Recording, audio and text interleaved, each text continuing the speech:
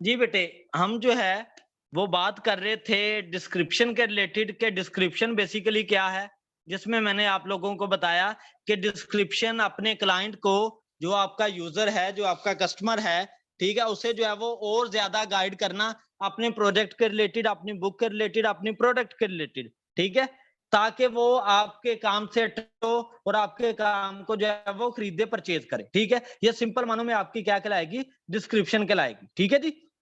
और फिर हम नेक्स्ट बात करते हैं कि डिस्क्रिप्शन किस तरीके से जो है वो राइट करनी है, आपके माइंड में क्या चीजें बैठी होनी चाहिए जिसकी मदद से आप जो है वो अपनी डिस्क्रिप्शन राइट करेंगे। सबसे फर्स्ट पॉइंट डिस्क्रिप्शन को राइट करवाने के लिए कि आपकी जो डिस्क्रिप्शन है वो सिंपल होनी चाहिए। सिंपल किस तरह से कि भाई आपने उसमें डिटेल में नहीं जाना, ठीक है। अगर आप उसमें ज्यादा डिटेल बताएंगे तो मस्ट आपका जो क्लाइंट है आपसे कंफ्यूज होगा, ठीक है। आपने सिंपल मानो में क्या करना है, अपना मेन जो आप टाइटल देते हैं ना, ठीक है, उस टाइटल के साथ थोड़े से और वर्ड ऐड करके, यानी कि 1 से 2 लाइनें जो है वो मेन पे आपने लिखनी होती हैं, ठीक है जी। आप जितनी सिंपल अपनी जो है वो काम लिखेंगे, यानी कि सेंटेंस आप इस तरह से इस्तेमाल करें कि वो क्लाइंट जो है वो इजीली उसे with in second, with in nano second जो है वो रीड करे और आपके काम के साथ जो है वो अटैच हो। अगर आप ज्यादा डिटेल देंगे ना तो आपका क्लाइंट कभी सेटिस्फाइड नहीं होगा। जितनी ज्यादा आप अच्छी डिस्क्रिप्शन सिंपल लिखेंगे उतना ज्यादा जो है वो आपके साथ अटैच होगा, इसलिए आपने सिंपल लिखना है, ठीक है जी। आपने डिस्क्रिप्शन जो है वो सिंपल की तरफ जाना है। उसके बाद सेकंड पॉइंट आता है कंपेलिंग का।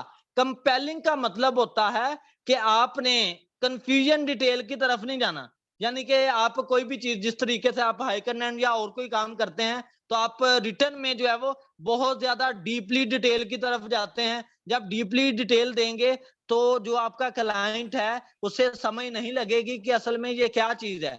आप जितना सिंपल राइट करेंगे, जितने जो है वो सिंपल सेंटेंस लिखेंगे, उतना ज्यादा जो है वो आपका क्लाइंट आपसे सेटिस्फाइड होगा, ठीक है जी। आपने कंफ्यूजन डिटेल कभी भी नहीं देनी। आपको तो लग रहा होगा कि यार मैंने डिस्क्रिप्शन बड़ी लेंथी राइट की है, बड़ी लंबी चौड़ी राइट की है, मेरा क्लाइंट मुझसे मुतमिन होगा।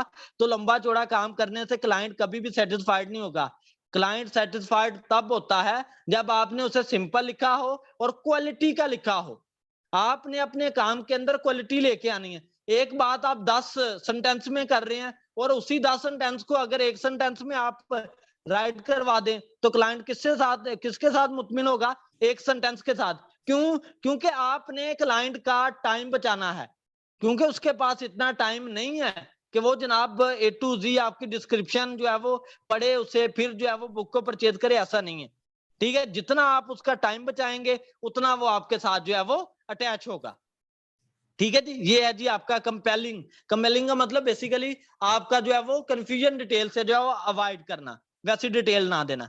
थर्ड बात थर्ड बात क्या है, प्रोफेशनल। प्रोफेशनल का बेसिक पर्पस क्या होता है, प्रोफेशनल मैंने जो है वो क्यों थर्ड टर्म रखी, ताकि आप जो डिटेल मेंशन कर रहे हैं, ठीक है, वो मेरे बेटे उसके अंदर किसी किस्म की कोई ग्रामर मिस्टेक ना हो, किसी किस्म की कोई स्पेलिंग मिस्टेक ना हो। क्योंकि अगर आपके उस काम के अंदर ग्रामर की मिस्टेक होगी या स्पेलिंग मिस्टेक होगी तो आपका क्लाइंट कहेगा कि यार इसके मेन काम के अंदर ये गलतियां हैं, तो बुक के अंदर कितनी गलतियां होंगी।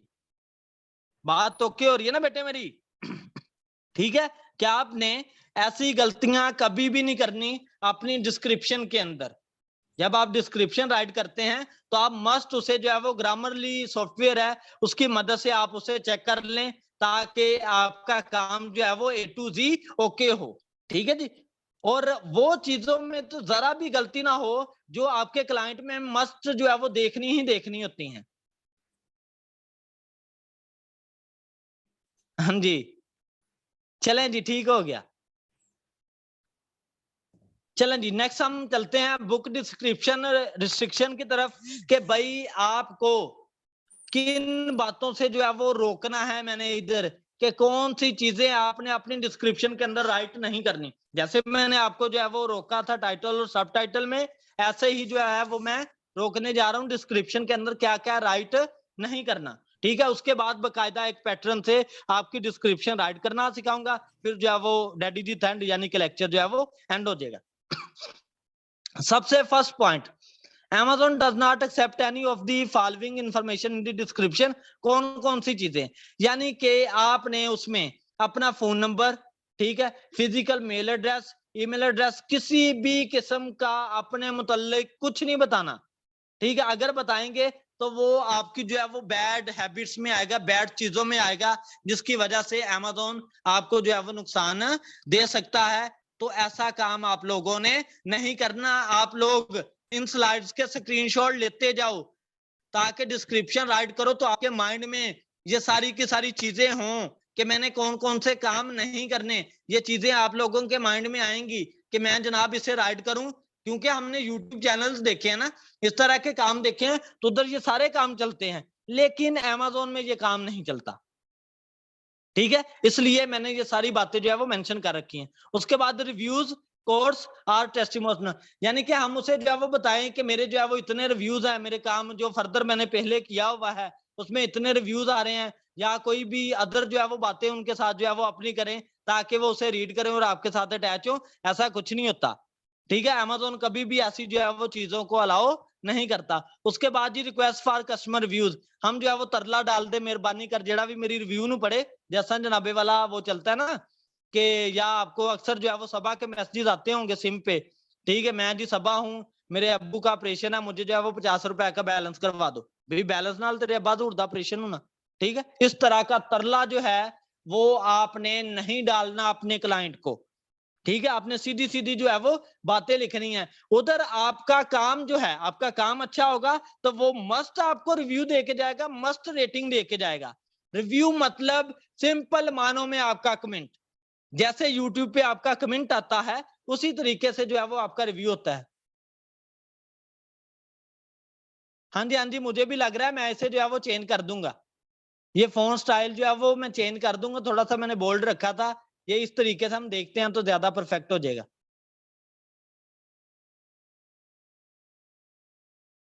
आप स्क्रीनशॉट ले लो शहजादो, ये लो, मैं जरा ना इसे जूम कर देता हूं ताकि आप लोगों को वाज़ेह नजर आए। ये लें, अब ओके। अब अब ठीक है जी तलहा साहब, ये देख लें। उधर ना वो जरा ये पिक्चर कम है, उसके लिहाज से फोन जो है वो ठीक नहीं है, अदरवाइज फोन प्यारा है ये, ठीक है जी। तो हमने जो है वो क्या करना है, रिक्वेस्ट यानी कि तरला भी नहीं डालना, सही है। उसके बाद किसी भी किस्म की कोई एडवर्टाइजमेंट, कोई प्रमोशन, कोई वीडियो लिंक, इस तरह के काम आप लोगों ने नहीं करने, ठीक हो गया जी। उसके बाद फिर हम बात करते हैं, जैसे हम अपनी YouTube की वीडियो बनाते हैं तो अपनी डिस्क्रिप्शन के अंदर डिफरेंट जो टैग्स होते हैं, कीवर्ड्स होते हैं, हैशटैग, उनकी लाइन लगा देते हैं लंबी चौड़ी, ठीक है। लेकिन आप ऐसे कीवर्ड्स या टैग आप इधर इस्तेमाल नहीं करेंगे अपनी डिस्क्रिप्शन में। बात क्लियर हुई इधर तक जी? जो मैंने अभी तक डिस्क्रिप्शन में जो काम नहीं करने, जो मैंने आप लोगों को बताए, वो बेटे बता दें। इधर तक बात क्लियर है जी? फिर आगे बढ़ते हैं।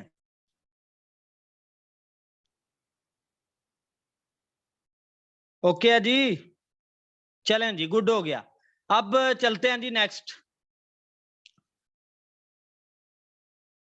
लेक्चर की तरफ, स्लाइड की तरफ जो है वो बढ़ते हैं।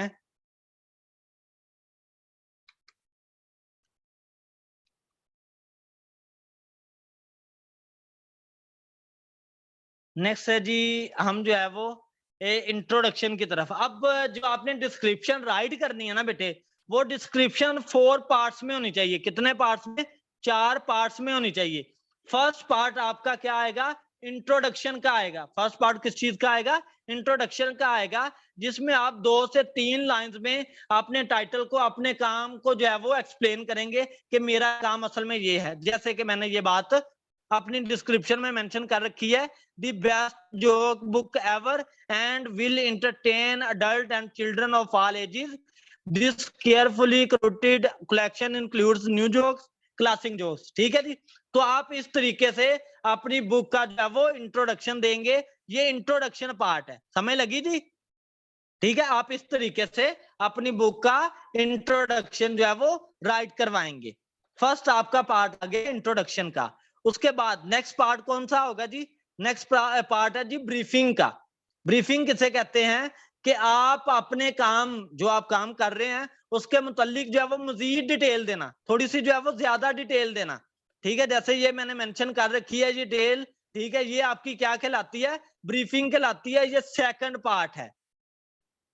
बात क्लियर हुई। और ये मोस्टली पैटर्न आपके लिए ज्यादा सक्सेसफुल किन बुक्स के लिए है, लो कंटेंट और नो कंटेंट के लिए। बात ओके हुई जी। ये ब्रीफिंग आपका है बेटे सेकंड पार्ट। और थर्ड पार्ट आपका क्या होगा, वो पार्ट होगा बेटे आपका बुलेट पॉइंट्स के रिलेटेड, यानी कि फीचर्स। आपकी प्रोजेक्ट से, आपकी बुक से, आपके प्रोडक्ट से आपके क्लाइंट को क्या इस्तेफादा होगा, आपके क्लाइंट को क्या फायदा होगा, वो मेरे बेटे आप बुलेट पॉइंट्स में जो है वो राइट करवाएंगे। ठीक है, जैसे कि मैंने ये राइट करवा रखा है अपनी बुक में। ठीक है, over 200 hilarious jokes, puns and one liners. ठीक है, scores clean family safe jokes for kids and adults for all ages. ठीक है, great selection of time honoured classics and all new jokes for 2022। तो ये मैंने बुलेट पॉइंट्स के अंदर अपने काम के जो है वो थोड़े से फीचर मेंशन किए। आप भी इसी तरीके से अपने काम के जो है वो फीचर मेंशन करेंगे ताकि आपके क्लाइंट को पता चले कि उसको क्या फायदा होने वाला है इस प्रोडक्ट को, इस प्रोजेक्ट को लेके। बात क्लियर हुई जी थर्ड पॉइंट की। ये थर्ड पॉइंट था फीचर का।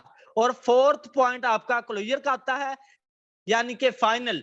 ठीक है, फाइनल पे आप क्या लिखेंगे, फाइनल में उसे बोलेंगे जी आप हमारी प्रोडक्ट को जो है वो परचेज करें। किस तरीके से बोलना है, डायरेक्टली नहीं कहना, आपने एक वे में बात को लेके चलना है। जैसे ये मैंने लिखा है, so are you ready to laugh out loud and becomes the funniest person around, then scroll up and click the add to cart button now. ठीक है, ये सेम एज जैसे ये मैंने डिस्क्रिप्शन लिखी है ना, और ये क्लोजर पॉइंट आप फिक्स तरीके से भी राइट कर सकते हैं। आपको जो फर्स्ट लाइन है आपने अपने कंटेंट के लिहाज से फर्स्ट लाइन लिख देनी है, और जो दूसरी लाइन है ये वाली, इसे एज इट जो है वो आप राइट करवा सकते हो। तो ये थी जी 4 पॉइंट्स में आपकी डिस्क्रिप्शन। ठीक है, फर्स्ट पॉइंट आपका इंट्रोडक्शन, फिर आपका ब्रीफ, ठीक है, उसके बाद आपके फीचर्स जो कि आपने बुलेट पॉइंट में राइट करने हैं, उसके बाद बेटे आपका फाइनल जो है वो आपने क्लोजर मेंशन करना है फाइनल में कि आप हमारी बुक को जो है वो परचेज करें। और क्यों परचेज करें ये मैंने क्वेश्चन पूछा हुआ है। ठीक है जी, ये चीज अगर बेटे इधर तक किसी किस्म का कोई क्वेश्चन है तो आप लोग मुझसे जो है वो पूछ सकते हो।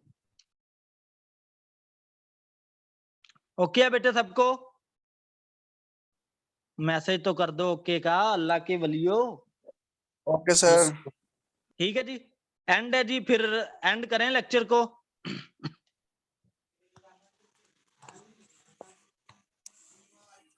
एंड करें बेटे, अगर कोई क्वेश्चन है तो आप लोग पूछ सकते हैं, नहीं तो जो है वो क्लास एंड करते हैं हम। सर मैंने आपको कहा था कि लेक्चर का टाइम 8 बजे कर दें। बेटे वो मैं आपको जो है वो फाइनल टाइम बता देता हूँ। ये किसने किसका है, आप कौन हो, नेम बता दो जरा। तलहा। तलहा, मैंने जो है वो आप लोगों को फाइनल टाइम सबके साथ डिस्कस हुआ है, और मोस्टली स्टूडेंट्स जो है वो 9:30 का कह रहे हैं, यानी कि 9:30 पे, क्योंकि 8 बजे ना तकरीबन 8 बजे के राउंड अबाउट थोड़ा सा जो है वो मगरब के बाद का टाइम होता है। मोस्टली जो लोग हैं, ठीक है, वो खाना वगैरह खाते हैं इस टाइम। खासतौर पे मैं जनाब गांव का रहने वाला हूं, तो हम इधर उस टाइम जो है वो खाना वगैरह खाते होते हैं 8, 8:15 ये वाला टाइम। तो 9:30 जो है वो मेरे लिहाज से भी बेस्ट रहेगा, और मोस्टली स्टूडेंट्स भी 9:30 का कह रहे हैं। चलें ठीक है फिर 9:30 ओके कर दें। एक्सक्यूज मी चलें सर। जी सर जी 9:30 में तो क्लास हो रही होती है मेरी, तो दूसरों का तो मुझे पता नहीं है। तो मेरी क्लास हो रही होती है 9 से लेके 10 तक ना। तो कौन सी? अगर 8 का लेके 8 से लेके और 9 बजे तक का रख लिए तो अगर ये बेस्ट नहीं ये रहेगा। हम ग्रुप डिस्कशन कर लेते हैं पुत्र। ये सुबह जो है वो ग्रुप डिस्कशन करके इस पे तो फाइनल टाइम डिसाइड कर लेंगे। कोई मसला नहीं, आप टेंशन नहीं लो इस चीज के मुतालिक। और कोई बात ठीक पूछनी है है तो वो पूछ सकते हैं। और सर सर ये ये पावर पॉइंट स्लाइड सेंड कर दीजिए ग्रुप में। ठीक है, शहजादे कर देता हूँ, अभी कर देता हूँ। क्या sir ji, love you too हो गया।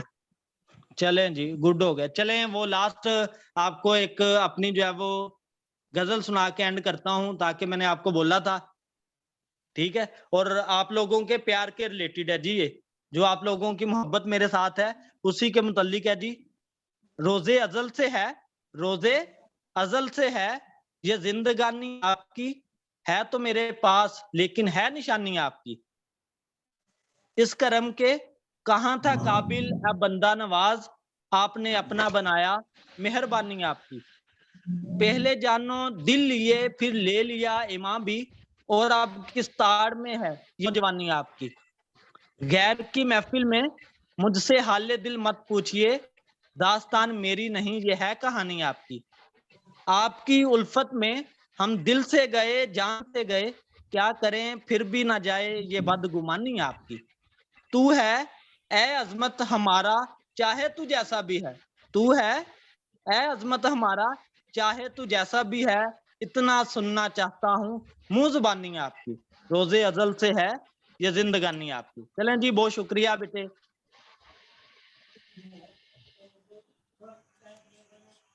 ठीक है जी, जज़ाकल्लाह पुत्र। और कोई बात पूछनी है तो आप लोग जो है वो पूछ सकते हैं, ठीक है। सर जी, एक्चुअली सर जी जी जी, बोले बोले। सर डॉलर हाई हो गया, जरा थोड़ी सी काम की स्पीड तेज करें, ये ना हो के नीचे आ जाए डॉलर। 209 पे पहुंच गया। हाँ जी हाँ जी, नहीं आता नहीं आता नीचे। स्पीड मैंने जो है वो तेज खुद ही जो है वो बढ़ाई हुई है। ये एक एक आपका दिन वजीर का आजम अच्छा है, टाइटल के ऊपर डॉलर ऊपर ही जाएगा। अब नहीं जाता, अब नीचे नहीं आता, ये जनाब ऊपर ही जाना है। कभी ऐसा भी सुना है कि जनाब जो 600 रुपए का घी हो गया वो दोबारा से 200 पे आ जाए? इम्पॉसिबल बात है, ऐसा पॉसिबल होगा ही नहीं अब, ठीक है। तो इसलिए जनाब मैं ड्यू टू खुद जो है वो रिस्पेक्ट सर, स्पीड लगा रहा हूँ।